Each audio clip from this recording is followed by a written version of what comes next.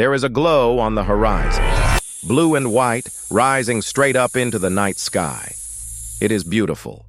Half the town has come outside to watch it. Children sit on their father's shoulders. Couples hold hands on the old railway bridge. And every single person breathing that air is already dying. They just cannot feel it yet. This is the most dangerous night of your life, and nobody has told you. Because the people who could tell you have decided that you do not need to know. It is the spring of 1986. You live in Pripyat, a clean, modern town in the Soviet Union, built for one reason: to house the workers of the great power plant just down the road. Your apartment is new. Your neighbors are young. There's an amusement park opening in a few days with a bright yellow Ferris wheel. This is one of the luckiest places a Soviet family can live. And less than 2 miles away, Reactor 4 has just exploded. Here is what you need to understand about the thing that is coming for you. You cannot see it. You cannot smell it. You cannot hear it coming. It makes no sound and casts no shadow. It is radiation. And it is already drifting through your open windows, settling on your garden, landing on the skin of your children as they sleep. The enemy in every other disaster gives you a warning. Fire is hot. Water roars before the wave hits. Smoke makes you cough. This one gives you nothing.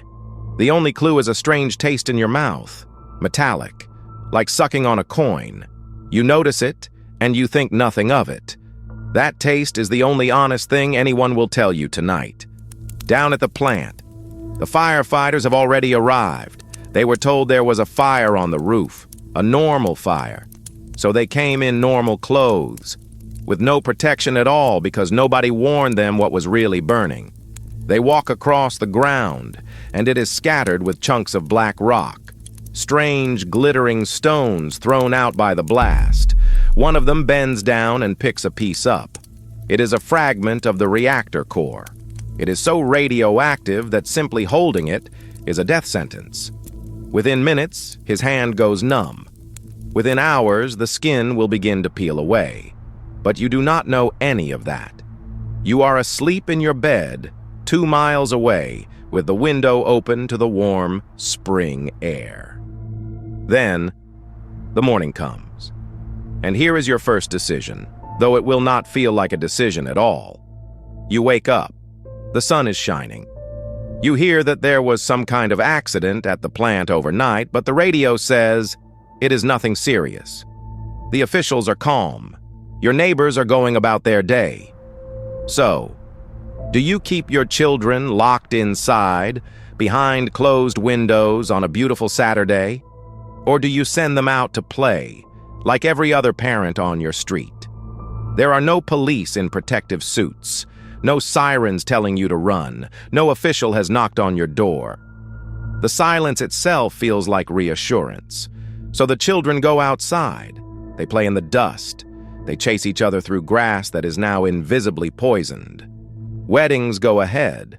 The market opens. People sunbathe on their balconies. Boys fish in the canal that cools the reactor. Mothers hang fresh laundry to dry in the soft, deadly breeze. And the whole time, the air is thick with something that is quietly burning them from the inside. This is the trap of Chernobyl. The danger was never just the radiation. It was the lie that everything was fine. Because the people in charge were more afraid of panic and of looking weak than they were of the invisible thing killing their own citizens. So they said nothing. For hours. Then for an entire day. And every hour you trusted that silence, you breathed in more. Some people did notice. A few felt the pounding headaches, the sudden nausea, the strange sunburn on skin that had not seen strong sun. A handful of them quietly packed a bag and drove their families out of town on their own. They were the ones who refused to wait for permission. Almost no one did that. Because waiting is easy. Waiting feels reasonable. The authorities will tell us if it is serious. They have to. That is their job. But what if their job on this one night was to keep you calm while the danger grew? By now, more than a full day has passed, and finally, the buses come. Hundreds of them filling every street, a line of buses so long you cannot see the end of it. This is the evacuation. This is your last chance to get out. But listen to what they tell you as you climb aboard. Bring only what you need for 3 days. Bring your papers. Leave everything else behind. You will be coming back soon. It is a kindness, and it is a lie. You will never come back. Not in 3 days, not in your lifetime. The toys on the floor. The photographs on the wall. The food still on the table. You are seeing all of it for the last time, and you do not even know it. You glance back at the kitchen for 1 second, half wondering which coat to bring. You do not bring it, so you take almost nothing. You lock the door out of habit, and the buses pull away from a town that will stand frozen and empty for longer than you will be alive. So, would you have survived Chernobyl? Surviving this one had almost nothing to do with strength, or courage, or speed. It came down to a single, quiet ability. The ability to distrust a comfortable lie. The people who suffered the most were not the reckless ones. They were the obedient ones. The ones who did exactly as they were told. Who stayed calm, stayed inside the lines, and waited for an official to come and save them. The ones who fared best made an uncomfortable choice with no proof at all. They decided the silence itself was wrong. That if no one will tell you the truth, then the truth might be the very thing they are hiding. They closed the windows when everyone said it was fine.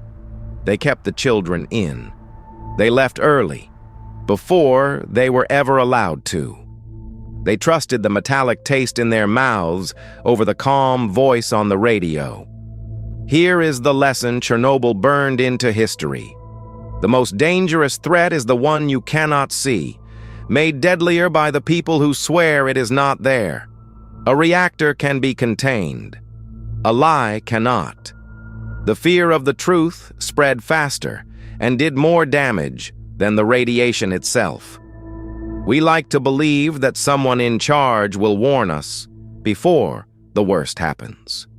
That if it were truly dangerous, surely they would tell us. But sometimes, the silence is the warning. And the people who survive are the ones who hear it. And here is the part that should keep you up at night. At least, radiation was real. It could be measured. It could be mapped on a chart. But what happens to a town when the invisible thing everyone is terrified of was never there at all? When the danger is not in the air, but in the minds of your own neighbors? That kind of fear has killed people too, and it does not need a reactor. If this kept you watching all the way to the end, do one thing for me.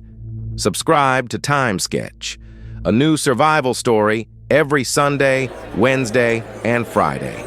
And tell me down in the comments, would you have stayed when the radio said it was nothing, or driven out at dawn?